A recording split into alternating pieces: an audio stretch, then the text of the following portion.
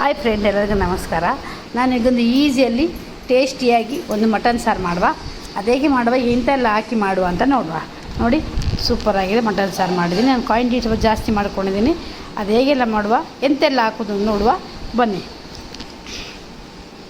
ನಾನು ನೋಡಿ ಇಲ್ಲಿ ಫಸ್ಟಿಗೆ ಮೊದಲಿಗೆ ಒಂದು ಕುಕ್ಕರಲ್ಲಿ ಒಂದು ನೀರುಳ್ಳಿ ಹಾಕಿ ಅದನ್ನು ಫ್ರೈ ಮಾಡ್ಕೊಳ್ಳುವ. ನಾನು 1 kg ಮಟನಿದು 1.5 kg ಮಟನಿದು ಮಾಡ್ತಾಯಿದ್ದೀನಿ. ಕ್ವಾಂಟಿಟಿ ಸ್ವಲ್ಪ ಜಾಸ್ತಿಯಲ್ಲಿ ಮಾಡ್ತಾಯಿದ್ದೇನೆ. ನೋಡಿ, ಈಗ ಬ್ರೌನಾಗಿ ನೀರುಳ್ಳಿ ಫ್ರೈ ಆದ ನಂತರ ಮಟನನ್ನು ಉಪ್ಪು ಮತ್ತು ಮಂಜಲ್ ಪುಡಿ ಹಾಕಿ ತೊಳ್ಕೊಳ್ಬೇಕು. ತೊಳೆದು ನೋಡಿ ಹಾಕಿ 1 ರಿಂದ 2 ವಿಸಿಲ್ ಹಾಕ್ಕೊಳ್ಳಿ.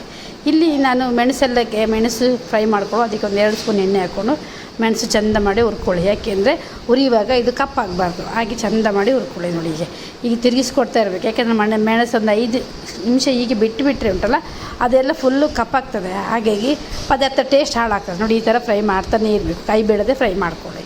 ಈಗ ಫ್ರೈ ಮಾಡ್ಕೊಂಡ ನಂತರ ನಾನು ಬ್ಯಾಡಗಿ ಮೆಣಸು ಮತ್ತು ಖಾರ ಮೆಣಸು 2 ಒಟ್ಟಿ ಹಾಕಿದ್ದೀನಿ. ಆಗ ಹೇಳಿದಾಗ ಕ್ವಾಂಟಿಟಿ ಜಾಸ್ತಿ ಮಾಡಿದ್ದೀನಿ ನಾನು. ನಿಮ್ಮ ಕ್ವಾಂಟಿಟಿಗೆ ಅನುಗುಣವಾಗಿ ನೀವು ಹಾಕ್ಕೊಳ್ಳಿ, ಎಷ್ಟು ಖಾರ ಬೇಕಾ ಅಷ್ಟು ಸಹ. ನೋಡಿ, ಇದನ್ನೀಗ ಫ್ರೈ ಮಾಡಿ ತಗೊಳ್ಳುವ. ಇದನ್ನು ತೆಗೆದು ಬೇರೆದಕ್ಕೆ ಹಾಕ್ಕೊಳ್ವ. ಅದಕ್ಕೆ ಎಷ್ಟು ಕೊತ್ತಂಬರಿ ಬೇಕೋ ಅಷ್ಟು ಕೊತ್ತಂಬರಿ ಹಾಕ್ಕೊಂಡು ಅದೇ ಬಾಣಲೆಯಲ್ಲಿ ಫ್ರೈ ಮಾಡ್ಕೊಳ್ಳಿ.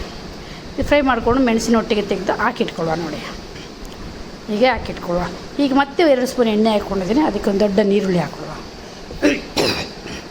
ನೀರುಳ್ಳಿ ಹಾಕಿ ಒಳ್ಳೆ ಫ್ರೈ ಮಾಡುವ. ನೋಡಿ, ಇದು ಫ್ರೈ ಮಾಡಿದ ನಂತರ ಒಂದು ಬೆಳ್ಳುಳ್ಳಿ, ಶುಂಠಿ ಹಾಕಿದ್ದೇನೆ, ಲವಂಗ ಮತ್ತು ಚಕ್ಕೆ ಇದನ್ನು ಹಾಕ್ಕೊಳ್ಳಿ.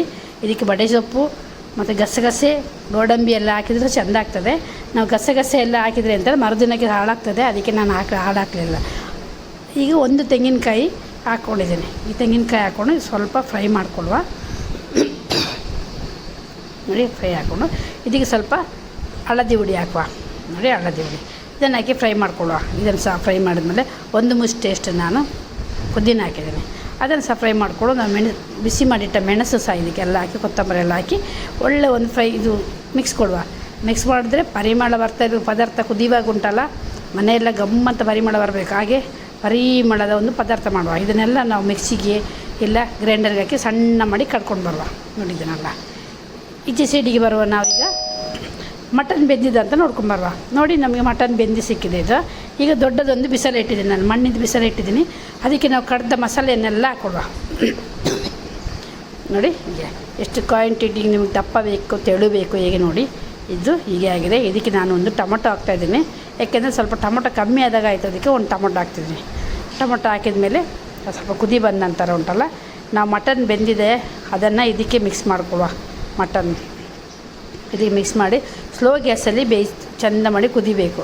ಸೂಪರಾಗಿದ್ದು ಮಟನ್ ಸಾರು ರೆಡಿ ಆಗ್ತದೆ. ಕೊತ್ತಂಬರಿ ಸೊಪ್ಪೆಲ್ಲ ಹಾಕಿ ಚೆಂದ ಮಾಡಿ ಕುದಿಸಿ ಸೂಪರಾದ ಮಟನ್ ಸಾರು